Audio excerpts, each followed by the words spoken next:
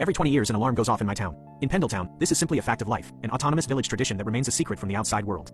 Growing up, I saw the mysterious conical poles that housed the klaxons, structures with no wires and no maintenance crews that functioned perfectly every 2 decades, signaling the entire population to retreat into a massive underground bunker. The theories behind the alarm were as varied as the villagers themselves. Isaac, the town skeptic, called it a hoax designed by our founding royal family to subjugate us. He noted that anyone who failed to seek shelter was never seen again. My girlfriend Edna's family lived in mourning because her brother James had chased a rumor that spirits would grant wishes to those who stayed outside. Meanwhile, my father, a practical handyman, terrified me with stories of a monster that emerged during the sirens to feed, a hunger he claimed the town leaders facilitated to keep the peace. Even the Church of Many, a strange local religious group, used the alarm to recruit members, claiming their rituals were the only thing saving us. When the 20th year finally arrived, the tension was electric. My friend Kyle, who had spent years apprenticing as a builder just to construct a personal, reinforced steel hut, confided in me his plan to stay out. He was desperate to wish his late mother back to life. On the day the klaxons began their low, winding up growl, I watched him slink away toward his hut while the rest of us hurried to the main bunker. Inside the shelter, the atmosphere was chaotic. The local police, acting as bouncers, had to forcibly restrain parents whose children hadn't made it in time and humanitarian groups who wanted to open the doors for those screaming and pleading outside.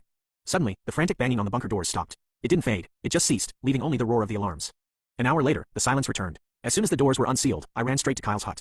I pounded on the walls and shouted his name, but there was no response. I looked through the small porthole he had built to watch the spirits, but the room was empty. When I finally reached for the handle to see if he had simply stepped out, the door wouldn't budge. It was still locked firmly from the inside.